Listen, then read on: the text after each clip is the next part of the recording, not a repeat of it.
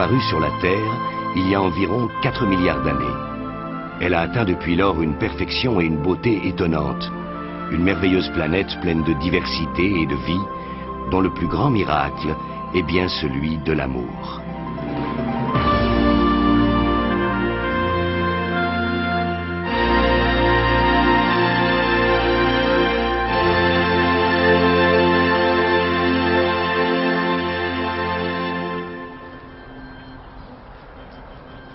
C'est souvent ainsi que cela commence. Deux personnes décident de partager leur vie dans l'espoir de construire une famille. Et l'une des plus belles aventures de l'existence, c'est bien quand deux personnes deviennent trois. Depuis des millions d'années, les gènes humains sont transmis d'une génération à l'autre. Chez l'homme, le transport de ces gènes est assuré par les spermatozoïdes. Il s'en crée 100 millions par jour, un nombre incroyable qui correspond à 1000 nouveaux spermatozoïdes par seconde. Et ce qui est fantastique, c'est que chacun possède un code génétique différent.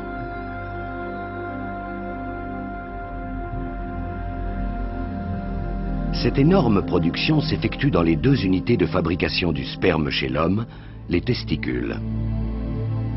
Ils sont constitués de nombreux tubes hélicoïdaux minuscules. La longueur totale de ces tubes peut atteindre 800 mètres dans chacun des testicules. Et un spermatozoïde met 10 semaines à se développer.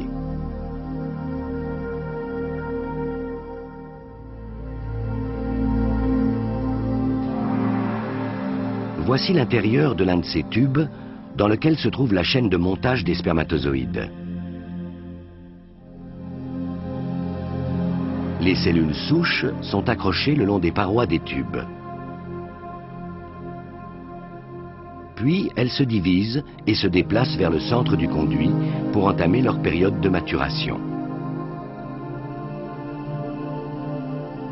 Au fil des semaines, ces cellules développent une tête, un col et une queue appelée flagelle.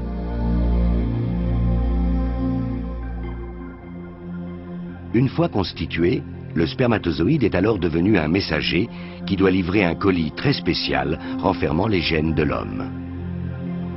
Pour réussir, le spermatozoïde, qui contient une moitié des chromosomes, doit toutefois d'abord rencontrer l'ovule de la femme qui renferme l'autre moitié et s'unir avec lui. Mais l'espérance de vie d'un spermatozoïde n'est cependant que de 5 jours au maximum.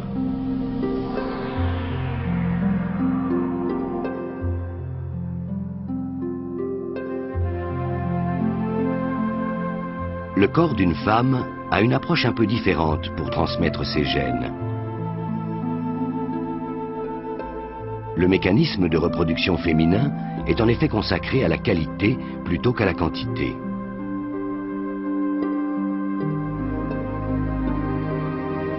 Au moment de sa naissance, les 2 ovaires d'une femme contiennent 1 million d'ovules immatures, dont 400 000 seulement existeront encore au moment de la puberté.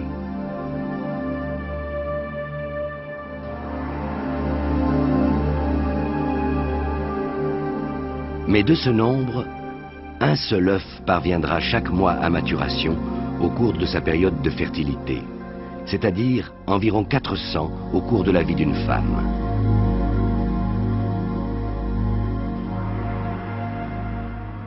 On voit ici l'ovaire à gauche, avec les franges des trompes de Fallope à droite. Lorsqu'il est prêt, le follicule se déplace vers le bord de l'ovaire, où il va se remplir de liquide, la pression augmente, et c'est la rupture. Entouré d'une énorme quantité de cellules produisant des hormones, l'ovule est alors expulsé de l'ovaire. Un drame tranquille de la nature, mais beaucoup de femmes perçoivent le moment exact où se produit l'ovulation.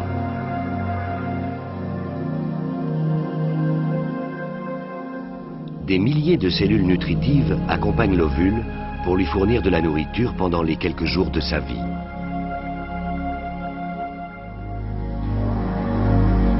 L'ovule, qui se trouve ici en bas à gauche, n'est pas plus gros que la pointe d'une aiguille.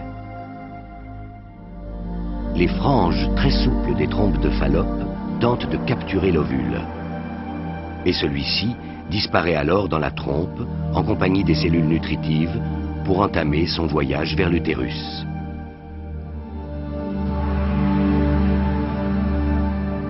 C'est le début d'un périple fantastique que nous suivons ici dans la trompe de Fallope, dont l'apogée sera la rencontre de l'ovule avec les spermatozoïdes.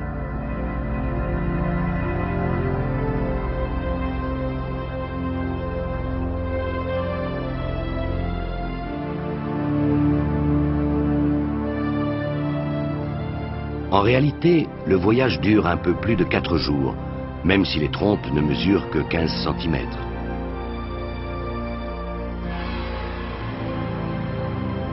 Dans un mouvement synchronisé, des millions de minuscules cellules ciliées font avancer l'ovule. Un ovule minuscule qui contient pourtant tout ce qu'il faut pour créer une nouvelle vie. Tout, sauf ce que va lui apporter le sperme, ce colis contenant le patrimoine génétique de l'homme et son ADN. Mais le temps presse, l'œuf doit être fertilisé moins de 24 heures après l'ovulation, sinon il va mourir. La reproduction sexuelle est un combat contre la pression du temps, et c'est une affaire compliquée et risquée. Alors pourquoi se donner tant de mal? D'abord, vous devez trouver quelqu'un que vous aimez bien et qui vous aime bien. Et même si vous découvrez la perle, vous ne pourrez transmettre à vos enfants que la moitié de vos gènes.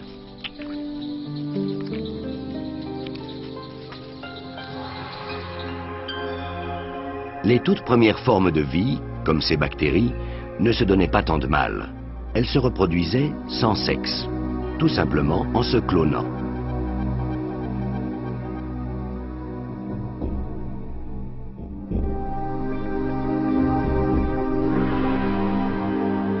Et même ces organismes aquatiques primitifs font des copies conformes d'eux-mêmes. Voilà le processus de la division.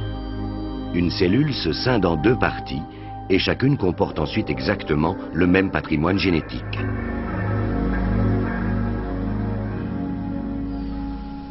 En fait, nous ne savons pas comment l'évolution a créé les sexes, mais nous savons pourquoi. La reproduction sexuelle assure les diversités indispensables dans les espèces et un taux de survie correct. Voilà pourquoi elle s'est tellement propagée.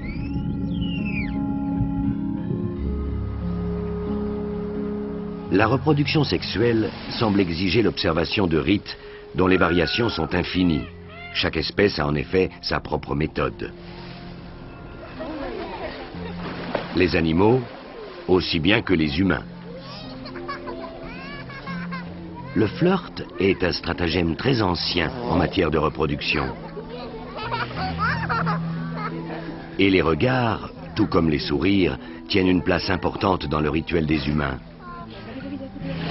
Et comme on dit, il faut que le courant passe pour que ça marche. On sait que dans la nature, les mécanismes de reproduction sont influencés par les odeurs, provoquées par des molécules chimiques que l'on voit ici agrandies 2 millions de fois grâce à un microscope électronique. Ces molécules chimiques s'appellent des phéromones. Certains scientifiques pensent d'ailleurs qu'elles ont aussi une influence sur la sexualité des humains. Il existe en effet un organe sensitif particulier qui enregistre les signaux de la phéromone et les transmet au cerveau. Il se trouve au fond du nez. Il a une forme arrondie, comme on le voit ici, au milieu de l'image.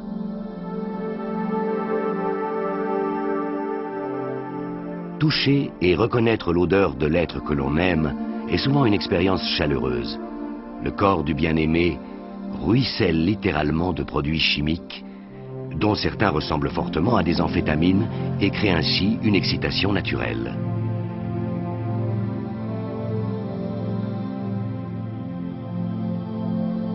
La caméra thermique enregistre l'élévation de la température du corps et l'excitation sexuelle a un effet puissant sur toutes les fonctions et les sens du corps humain.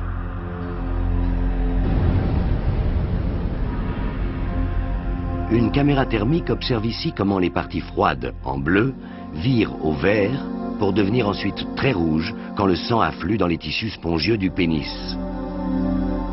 Des substances spéciales indiquent en effet aux vaisseaux sanguins qu'ils doivent se détendre et laisser passer le sang. Dans les testicules, la température, ici en bleu, est toujours inférieure de quelques degrés à celle du reste du corps. Et c'est ici que des millions de spermatozoïdes se préparent à leur long voyage.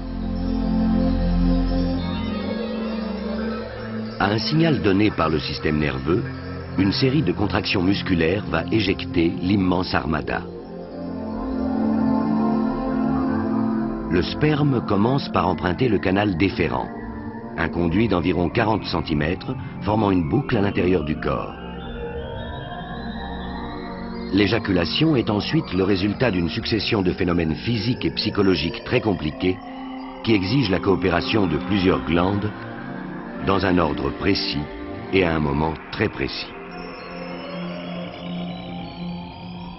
Nous sommes maintenant dans l'urètre, le tunnel par lequel l'armada va passer, juste avant que 500 millions de spermatozoïdes arrivent dans le vagin de la femme.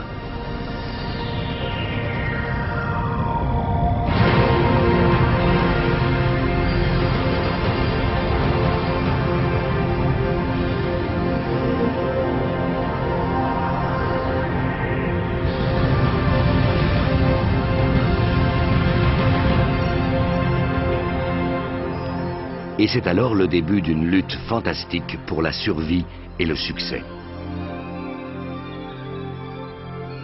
Car pour protéger la femme des infections extérieures, le vagin contient une matière acide qui est aussi meurtrière pour les spermatozoïdes, à tel point que 20% d'entre eux vont périr presque instantanément. Beaucoup sont déformés, d'autres ont 2 flagelles. On estime qu'environ 40% des spermatozoïdes d'un homme en bonne santé ne pourront pas accomplir leur mission. Mais ceux qui sont robustes progressent et il n'y a qu'une seule issue qui passe par le col de l'utérus.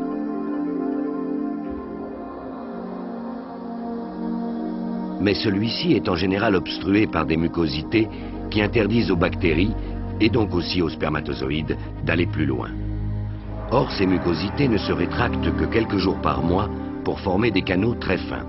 Alors, si c'est le bon moment, les spermatozoïdes trouveront le chemin de l'utérus et se rapprocheront de leur destination finale, l'ovule, qui se trouve à 15 cm dans les trompes de Fallope.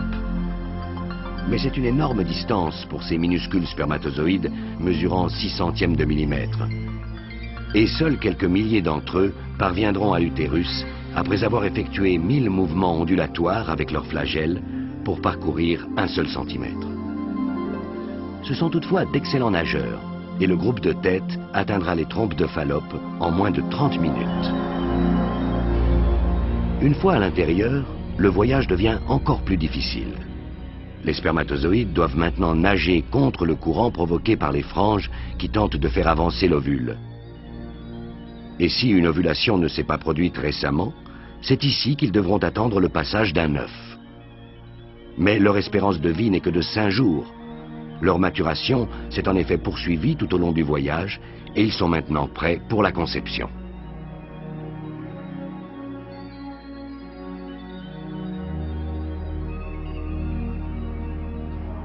Même si la synchronisation est parfaite, il n'existe cependant aucune garantie que la conception aura lieu.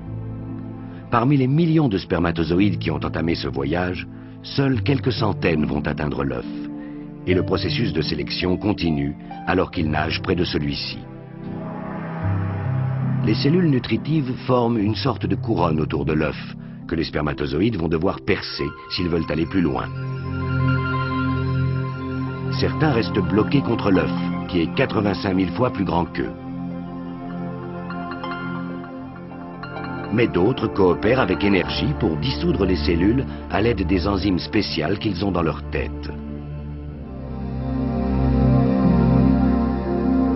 Et quelques-uns seulement parmi les plus dynamiques parviendront enfin à destination, après un total de plus de 20 000 mouvements ondulatoires.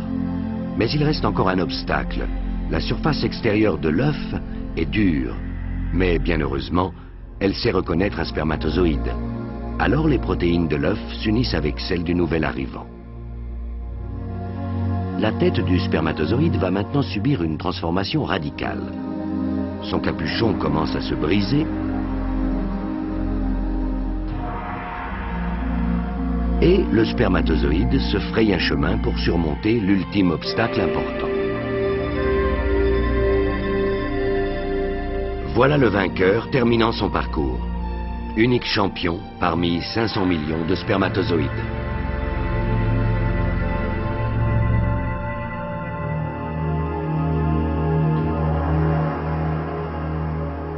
Immédiatement, une réaction chimique modifie la surface de l'ovule et ferme l'accès derrière le spermatozoïde.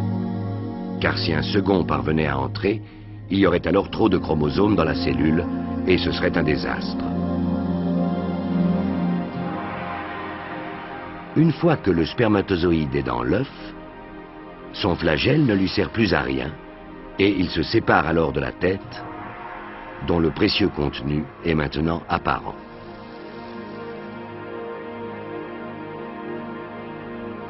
Voilà, le voyage est terminé. Et le vainqueur peut enfin livrer son bagage génétique. Chaque spermatozoïde possède 23 chromosomes qui contiennent la moitié de l'ADN nécessaire pour créer et développer un être humain.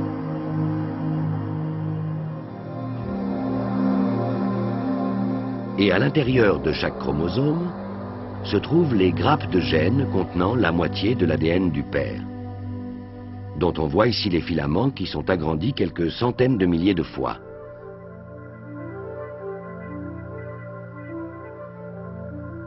Voilà le moment qu'attendait l'ovule. Il devient subitement actif, mais contrairement au spermatozoïde, n'est pas encore tout à fait prêt pour la conception. Elle n'aura lieu que lorsque le spermatozoïde aura atteint sa destination et libéré la moitié de son bagage génétique dans ce que l'on appelle le corps polaire, que l'on voit ici au bord de l'ovule. On distingue maintenant deux petits points avec des gènes. L'un appartient au père et l'autre à la mère. Ils se rapprochent très lentement l'un de l'autre. Leur union est un processus extrêmement délicat. À la plus petite erreur, l'embryon pourrait mourir ou développer un fœtus déformé. En fait, près de la moitié des conceptions échouent. Mais nous assistons ici à l'aboutissement d'une union parfaite.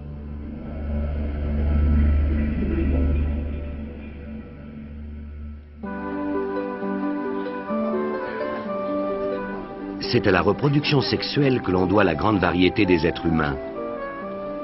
Nous appartenons tous à la même espèce, mais chacun de nous est unique, après avoir reçu ses caractéristiques au moment de la conception.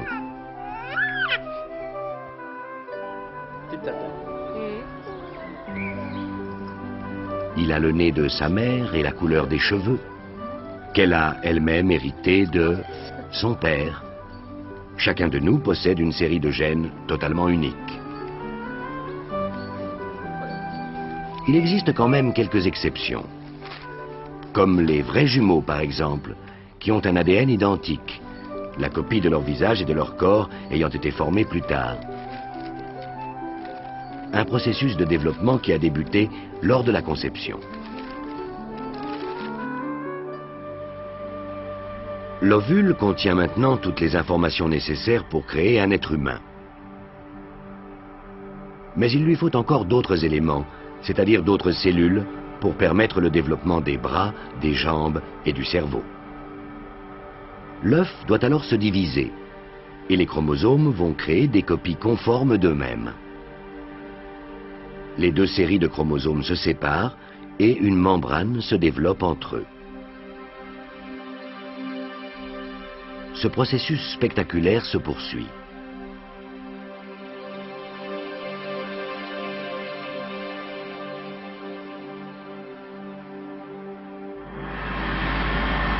Chacune de ces cellules pourrait très bien devenir un être humain, car elles n'ont pas encore eu le temps de se spécialiser. 4 cellules se transforment en 8, qui deviennent 16. Vous assistez maintenant au développement d'un être humain. La séquence a été filmée au rythme d'une image par minute sur une période de 2 jours et demi.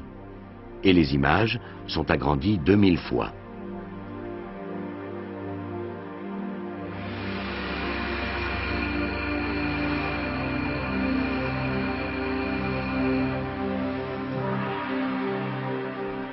L'œuf poursuit son chemin dans les trompes de Fallope en se divisant 2 fois par jour. Mais il ne grandit pas, au contraire, il se scinde en parties qui deviennent de plus en plus petites.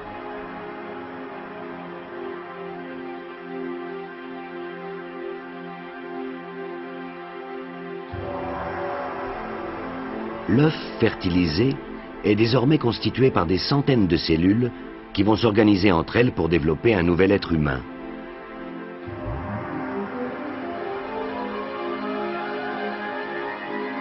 Environ 4 jours après la conception, l'œuf achève son voyage dans les trompes. Il arrive dans l'utérus. Nous sommes maintenant dans l'utérus, où le petit œuf vient d'arriver par l'ouverture claire située en haut à droite.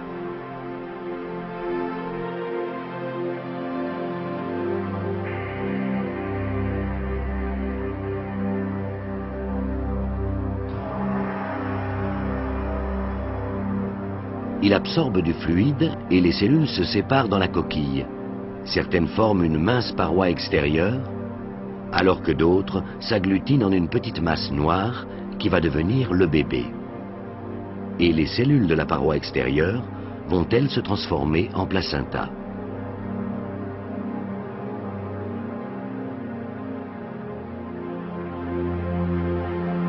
Des milliers de cellules forment maintenant l'embryon et consomment une grande quantité d'énergie. L'espace et la nourriture viennent à manquer à l'intérieur de la coquille solide, et pour pouvoir grandir encore, l'embryon doit trouver une nouvelle source d'alimentation. Il lui faut donc absolument sortir de sa coquille. Le 5e jour, l'embryon produit des enzymes très puissantes qui vont creuser dans la coquille un trou minuscule par lequel le contenu va s'extraire.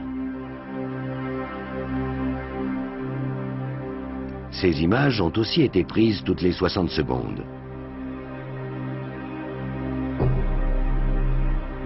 Et le processus auquel nous assistons se déroule en réalité en 24 heures. Les scientifiques appellent cette phase spectaculaire de notre création l'éclosion.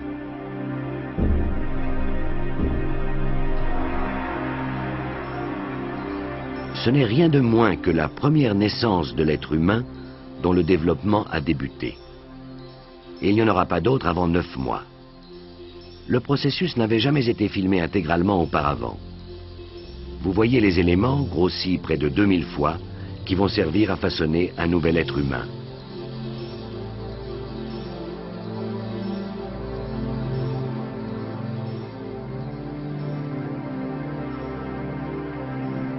Pendant plusieurs jours, le petit groupe de cellules va alors chercher un endroit convenable pour se poser sur le revêtement de l'utérus où se trouvent les éléments nutritifs.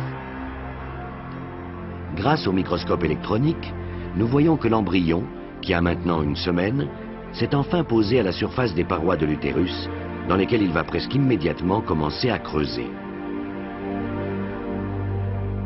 En écartant les tissus, les cellules de l'embryon atteignent les éléments nutritifs, une sorte de lait utérin, et de l'oxygène peut maintenant pénétrer dans l'embryon. Ce que l'on appelle le processus de différenciation des cellules a déjà commencé. Certaines cellules savent qu'elles vont former l'embryon et d'autres que leur tâche consiste à créer le placenta.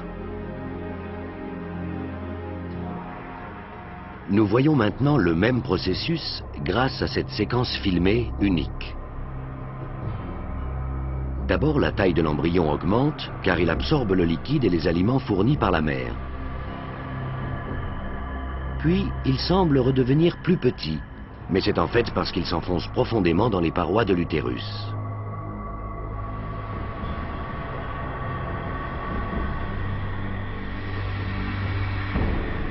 Il va d'ailleurs totalement y disparaître quelques jours plus tard, alors qu'il mesure environ 1 millimètre.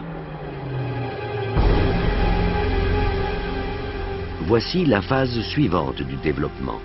La partie supérieure de l'embryon devient la poche fœtale et la partie inférieure se transforme en une réserve d'aliments qui disparaîtra plus tard. Le petit disque situé entre les deux va accomplir une fantastique métamorphose. Il va s'allonger pendant 5 jours et changer de forme. Cette animation nous montre le bord qui se plie et va toucher la partie inférieure. C'est l'amorce de tous les organes physiques, comme par exemple le cœur et le foie.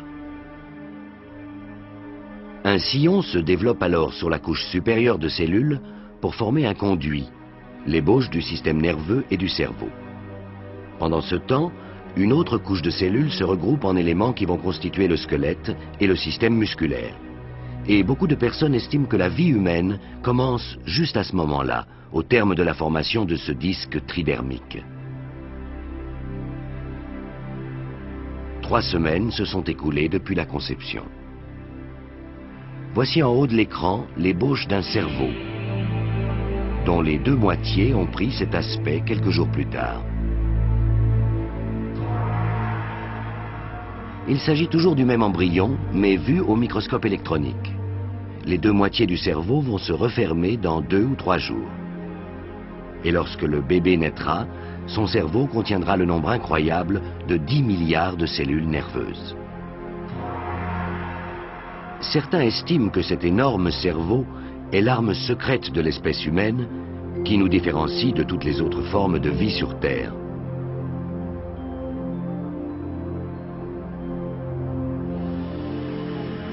Ces images uniques montrent la formation des cellules nerveuses dans le lobe frontal du cerveau de l'embryon.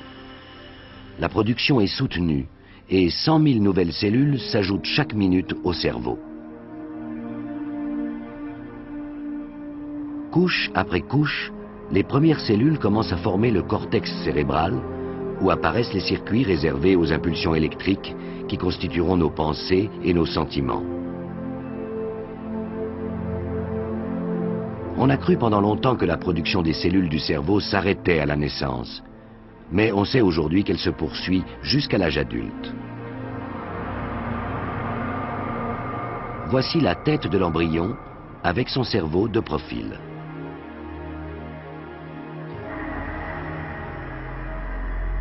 Filmé alors qu'il repose dans l'utérus avec des parties du placenta, le bébé a maintenant 24 jours.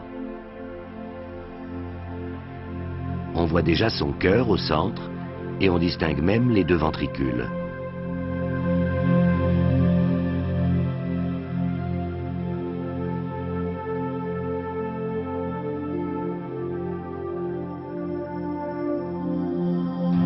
Il existe à l'intérieur de l'embryon un groupe de cellules étonnantes que l'on a appelées les cellules souches. Ce sont elles qui constituent la base de la spécialisation des cellules destinées au développement des divers organes. On ne sait d'ailleurs toujours pas comment un œuf fertilisé est capable de se transformer en cellules complètement différentes. À un signal donné, au centre de la cellule souche, ou près de celui-ci, apparaissent des cellules graisseuses. C'est la réserve d'énergie du corps. Ou des cellules conjonctives qui guérissent nos blessures. Ou d'autres encore qui vont créer le cartilage du corps humain. Ici, les cellules souches ont entrepris de développer l'appareil circulatoire de l'embryon. Les cellules endothéliales commencent d'abord par entrer en contact grâce à de petits appendices. Et voilà une vue d'ensemble de ce processus. Ce que nous allons voir maintenant est un vrai miracle de la nature.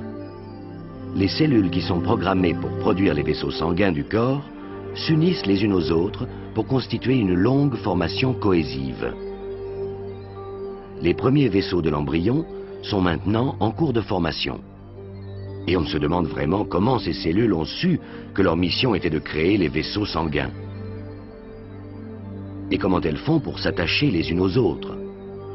Eh bien, ce sont des questions auxquelles des scientifiques du monde entier cherchent toujours des réponses. Mais la nature elle-même sait très bien comment faire passer les globules rouges et leurs molécules d'oxygène à travers les vaisseaux.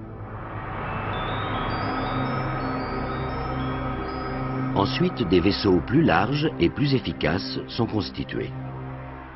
Mais les cellules souches connaissent encore d'autres manières de se transformer.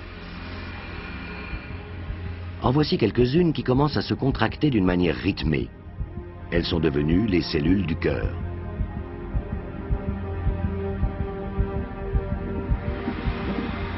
Nous voyons ici le cœur d'un futur être humain commencer à battre. Quant à ces cellules musculaires, elles apparaîtront à un stade ultérieur du développement du cœur.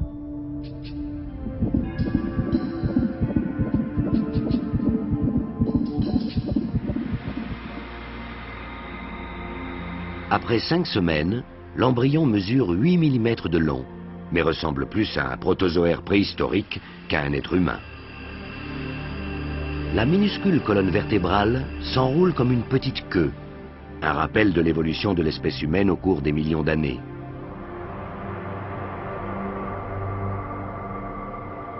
À ce stade, tous les vertébrés se ressemblent d'une manière étonnante. Qu'il s'agisse d'un oiseau, comme ici, ou d'un cochon, ou d'un être humain. L'embryon a maintenant 5 semaines et flotte dans sa poche comme s'il était en apesanteur. Et le voici quelques jours plus tard.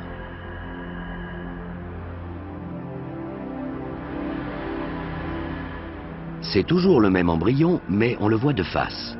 Il mesure désormais 1 cm, et les oreilles, le nez et la bouche commencent à apparaître.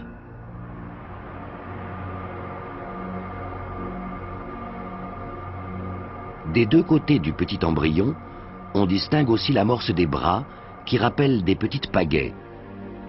L'embryon a 6 semaines et approche les 15 mm de long.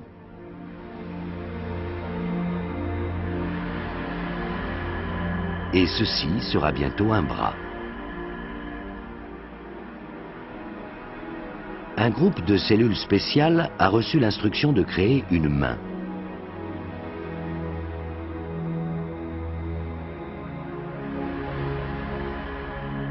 Grâce au microscope électronique, on aperçoit les doigts au début de leur formation.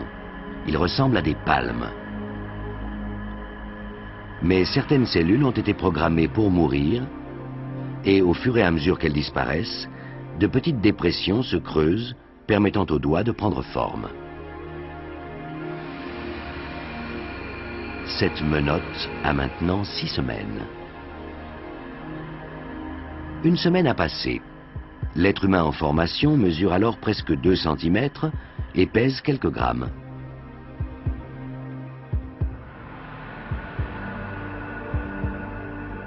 Nous sommes à nouveau à l'extrémité inférieure de l'embryon où ce petit bourgeon proche de la queue va se transformer en jambe.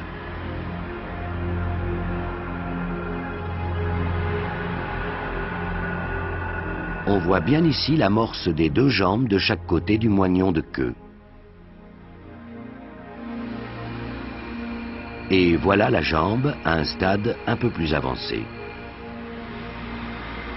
L'embryon a maintenant 7 semaines. Et il ressemble de plus en plus à un être humain. À l'intérieur du corps, la formation de tous les organes importants se poursuit.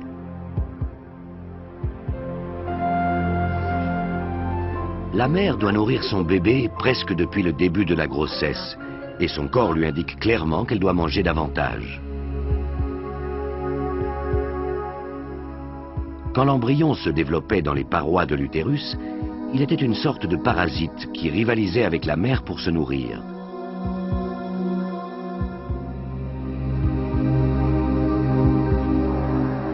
Mais il a désormais 9 semaines et est devenu en 60 jours, à partir d'une unique cellule, un fœtus qui en compte maintenant des millions. Ce qui ne l'empêche pas d'être toujours très petit avec ses 4 cm et son poids de 12 grammes seulement. Le fœtus reçoit maintenant sa nourriture grâce à un système compliqué qui s'appelle le placenta et que l'on voit ici en bas de l'image. Il s'agit d'une vaste zone de contact entre la mère et l'enfant. Et c'est par cette surface d'environ 15 mètres carrés que la vie va passer et que l'oxygène et les éléments nutritifs parviendront au fœtus.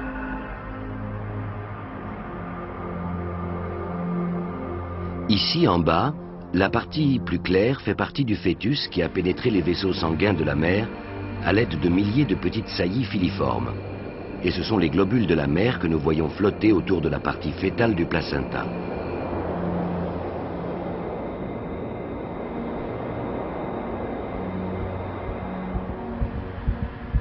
Et voilà le cordon ombilical qui est relié au placenta. Il s'agit d'un élément de sécurité ingénieux, évitant que le sang de l'enfant se mélange à celui de la mère et reçoive ainsi des substances nocives. Certains scientifiques affirment que la nourriture fait l'objet d'une lutte continuelle entre la mère et l'enfant. On sait aujourd'hui qu'en cas de crise, les éléments nutritifs sont d'abord envoyés au cerveau de la mère. Et grâce au cordon ombilical, le fœtus fait exactement la même chose, alimentant seulement ensuite le reste du corps. Mais si la quantité de nourriture est suffisante, les organes continuent à se développer. Voici la main au cours de la 9e semaine. Et si les cellules peuvent continuer leur travail de façon ininterrompue et s'en tenir au calendrier de production qu'elles ont en mémoire, elles vont créer la main avec tous ses détails et des doigts parfaitement formés. Encore la main, mais après 11 semaines de développement dans le fœtus. Et ici les doigts, très agrandis par la caméra.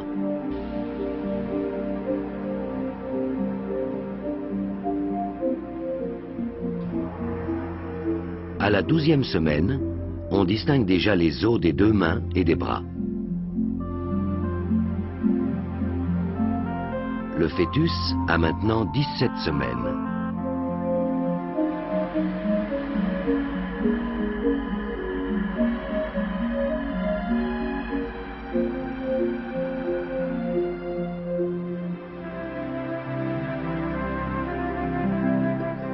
Et voici le stade de formation des pieds au cours de la 9e semaine.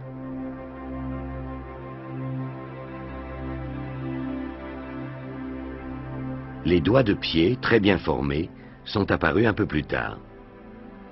Et lorsque les pieds ont atteint une certaine phase de développement, ce sont alors les jambes qui commencent à grandir. Le fœtus a maintenant 4 mois et mesure 16 cm. Nous distinguons une partie de la jambe inférieure à travers la peau très fine. À ce moment-là, le reste du squelette est toujours constitué de cartilage. Et voici le fœtus une semaine plus tard.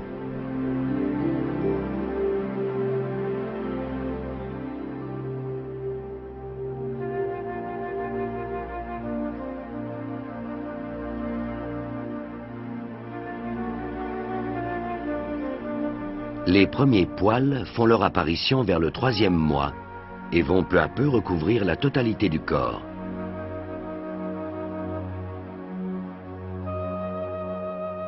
On ne sait toujours pas pourquoi celui-ci se couvre ainsi d'une sorte de fourrure au stade fœtal.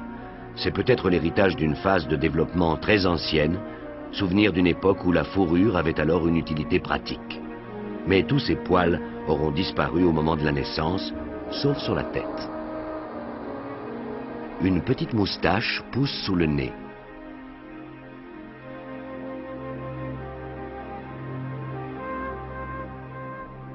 Alors qu'à gauche, on distingue une main et à droite, un œil avec son sourcil.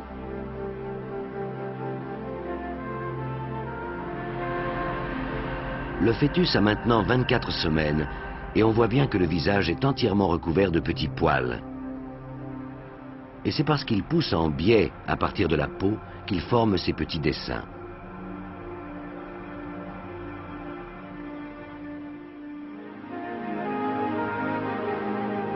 Voilà l'œil. Il a 4 semaines et a été formé à partir des mêmes cellules que celles qui ont créé la peau.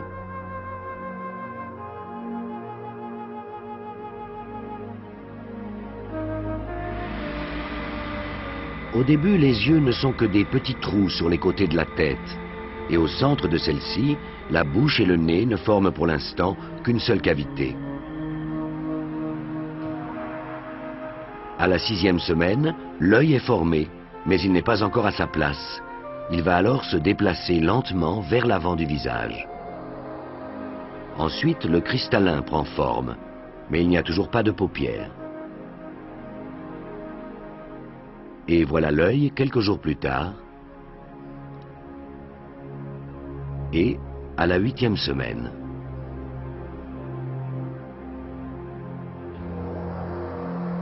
Plus tard, les yeux seront recouverts par les paupières qui resteront fermées, ce qui n'est en fait pas grave, car il n'y a vraiment pas grand-chose à voir. Les yeux vont demeurer fermés pendant 3 mois, et en même temps que la vue, le sens de l'ouïe se développe également.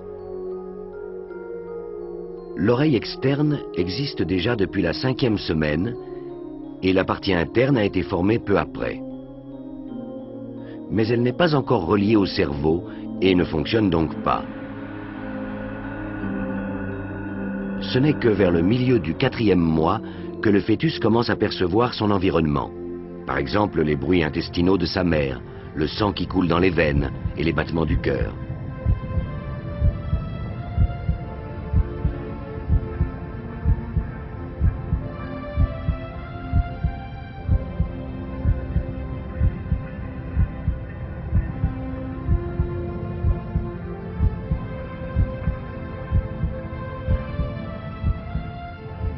On pense que le fœtus apprend à reconnaître la voix de sa mère et celle de son père, et étrangement qu'il mémorise aussi la musique.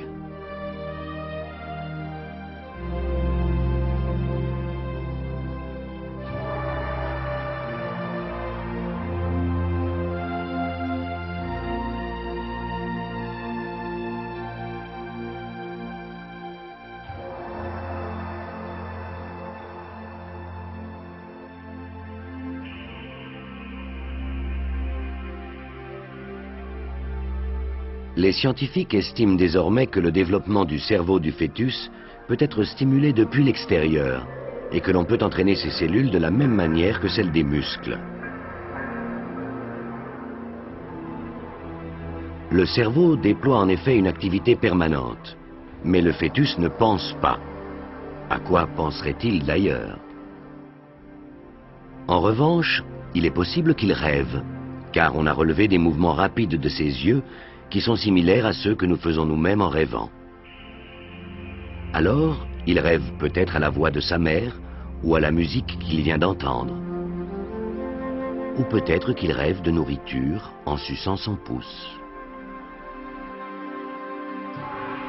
Un grand nombre d'éléments font aujourd'hui penser que le bébé qui n'est pas encore né est beaucoup plus conscient et développé qu'on ne l'imaginait. Il s'est par exemple préparé très tôt et d'une manière remarquable au processus de la reproduction, dont il ne fera pourtant usage que dans quelques décennies. À 8 semaines, la partie externe des organes génitaux des garçons et des filles est quasiment identique. Ceci est donc peut-être une fille. Mais malgré la ressemblance, les deux sexes ont suivi une évolution totalement différente. Dès le début de la phase fœtale, les ovaires féminins produisent un nombre énorme d'ovules immatures, et chaque ovaire en contiendra 2 millions au moment de la naissance. Même chose chez le fœtus masculin, dont les testicules produisent des spermatozoïdes immatures en grande quantité. Le processus d'évolution prévoit ainsi très tôt de faire en sorte que la reproduction soit assurée. Fille ou garçon? Tout a été décidé dès le début en fonction de la composition génétique, c'est-à-dire des chromosomes. Si les gènes du père ont prédominé, une grande quantité d'hormones mâles, la testostérone, a été produite. Et le résultat sera donc un garçon.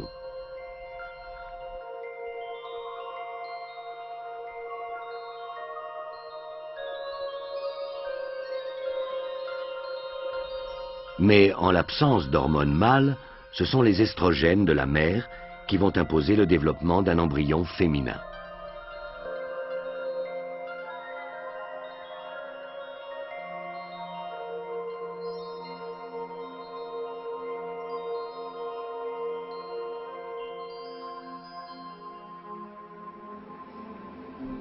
Et même si les parents savent souvent aujourd'hui que le bébé attendu est une fille ou un garçon, celui-ci demeure toujours un mystère et leur est encore étranger. Mais les parents peuvent pourtant déjà découvrir leur enfant grâce aux ultrasons. À l'intérieur, celui-ci n'arrête pas de bouger. Il est ici sur le dos avec sa tête à gauche. On distingue clairement la colonne vertébrale en bas de l'image et le corps du bébé qui fait des sauts. Et voilà le petit cœur qui bat, ici au centre de l'image. Il existe maintenant des techniques qui permettent de suivre le développement dans le ventre de la mère au fur et à mesure que celui-ci prend du volume pendant la grossesse. Ici, à 6 mois, et là, vers la fin de la grossesse. L'une de ces méthodes consiste à relier l'appareil à ultrasons à un puissant ordinateur, ce qui permet, grâce à une prise de vue en accéléré, de découvrir ces images d'un fœtus heureux et plein d'énergie. Un fœtus qui semble s'entraîner à faire des mouvements avec ses mains, comme s'il voulait communiquer par signes. Ici son dos, un bras et la tête. En ce moment, l'activité est plutôt intense, avec des battements de mains devant la bouche et un œil qui semble nous regarder fixement.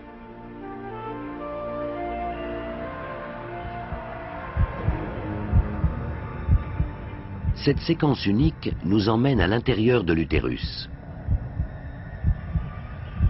Le fœtus qui a 16 semaines s'agite et se tourne, mais on ne sait pas s'il dort ou s'il est éveillé.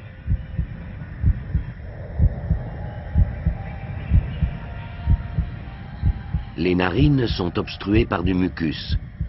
On distingue aussi le long cordon ombilical entre le placenta et le fœtus.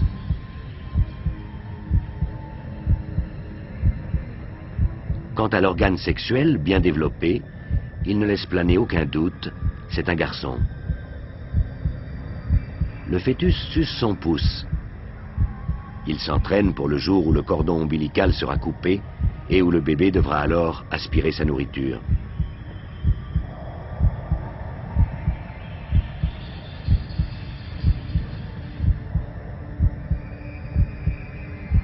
Pour exercer son appareil digestif avant la naissance, le fœtus avale de grandes quantités de liquide amniotique, composé principalement de sa propre urine. Il fait aussi des mouvements respiratoires, inhalant toujours du fluide amniotique pour que ses poumons se développent normalement.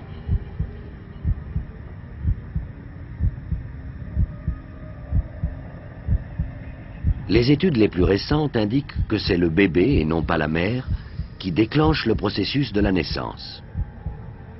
Il semble que le fœtus se manifeste quand il est prêt. C'est son cerveau qui envoie un signal qui va déclencher une activité hormonale, provoquant ainsi le début des contractions de l'utérus. Nous approchons de la fin de la grossesse. Cette image, prise à l'aide d'une caméra magnétique, montre que le fœtus a mis sa tête en bas contre le placenta. Il est vrai que la place commence à manquer.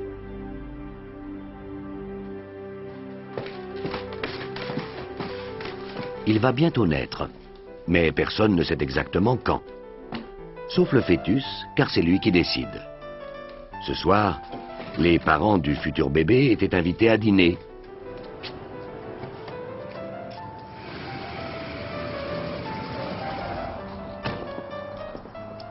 Mais leur bébé avait d'autres projets.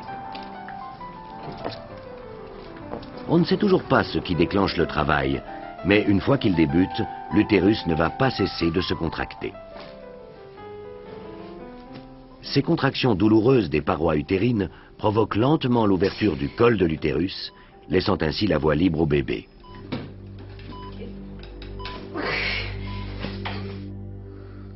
And here a new contraction. Now the head will come out. Come on, push. The baby's head is coming out. Pull it out. Yeah. La naissance est un choc pour le nouveau venu. Il fait froid, c'est bruyant et la lumière est aveuglante. Et en plus, il faut maintenant respirer de l'air au lieu de liquide. L'une des choses probablement les plus difficiles de toute la vie. Mais le bébé s'adapte d'une manière étonnamment rapide. Et la proximité des parents est importante car il connaît déjà leur voix.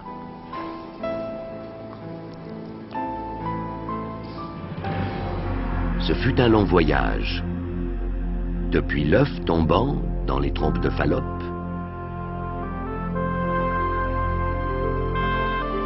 en passant par le moment où les cellules sont sorties de la coquille, jusqu'à cette minuscule créature préhistorique avec une queue, pour obtenir enfin cette créature humaine.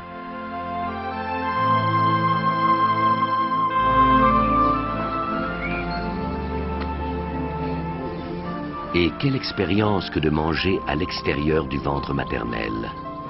C'est ce que nous voyons ici depuis un angle entièrement nouveau, l'objectif se trouvant en effet à l'intérieur même de la bouche de l'enfant, où s'activent la langue et les lèvres.